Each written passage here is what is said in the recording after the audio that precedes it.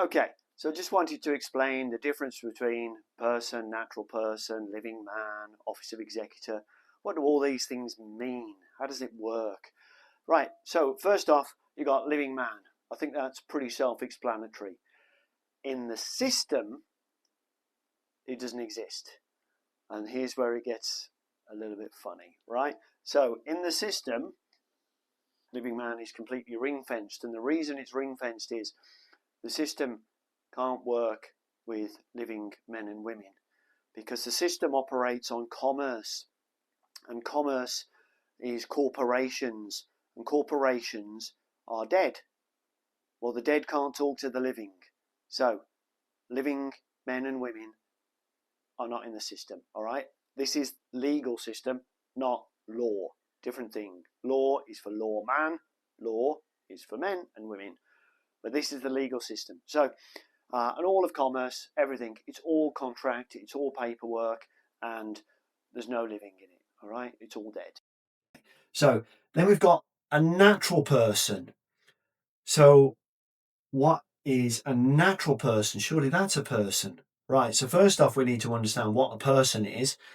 And this is why our brand is not a person, because a person is a company, a corporation, a trust, a legal entity, or an unincorporated person, right? Either way, it's basically a company. If you think about it, just think of it like a shop. So whenever you see a shop, your local shop down the road, your corner shop, it's a person, not a man or woman, right? What the way that we use the word in everyday language is wrong. It's not how the legal system use it. Okay. So in the legal system, a person means a company, corporation, unincorporated person, or a trust, right? It can also be a private banker. We understand, but anyway. So person. So what is a natural person? A natural person is a living man or woman acting as the shop, acting as a person. So it's not a living man or woman. It is a living man or woman pretending to be a shop. On paperwork, you can do that.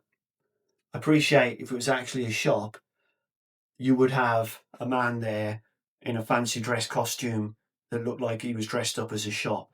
And that is what a natural person is. So whenever you see this word it comes up a lot, obviously in legal stuff. GDPR, you'll see this all over the place, natural person. All right.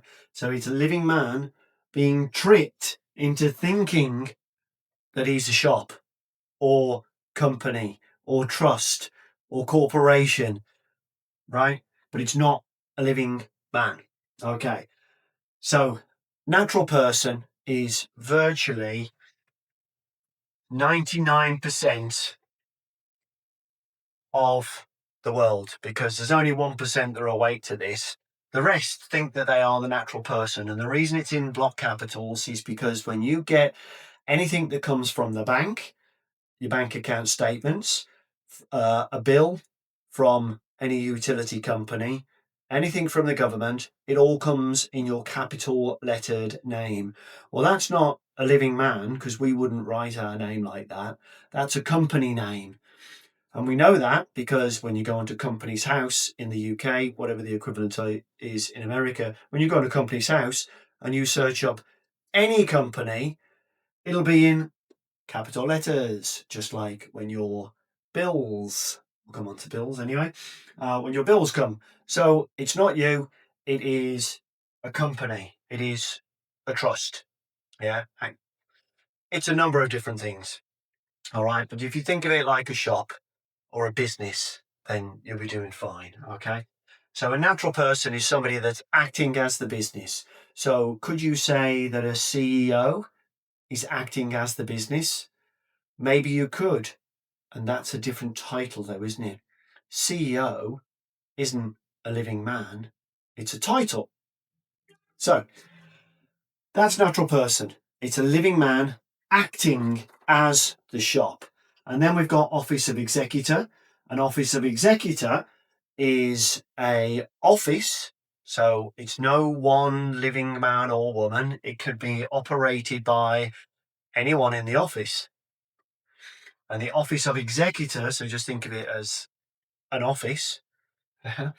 So again, could be a completely different shop, couldn't it? Yeah, or a business.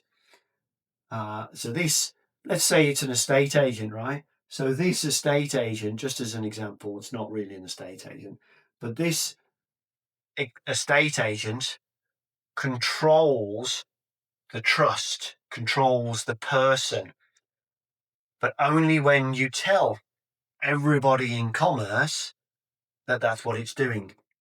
Now, when the Office of Executor isn't present, so again, think about it just like an office. If nobody's in the office, then the office still needs to run. So what happens is that somebody else will step in to run that office. So think of it, again, if it was an estate agent, you've got to have somebody that's in that estate agent manning the shop, right? So they'll have somebody that's in there. But if there's nobody there, well, anyone can just come in and go, well, I'll run the office. It's mine now because I'm claiming it. And that's what they do. So they act as a trustee for the trust, which means that they can now control the trust because they're the trustee. They're not the beneficiary, but what they do as the trustee, the one that controls the trust, is they send the money out to themselves, inadvertently making them the beneficiary, right? So they are, so they become a trustee because if there's nobody looking after this office, then anyone could just come in. So it's not illegal. It's just you haven't been told that you've left the shop unoccupied. So what the whole system does, what the whole affidavit and Office of Executor system does is puts your claim back onto the executor who controls the trust. Okay, that's it. If it was useful, give us a like or follow, and I'll see you soon.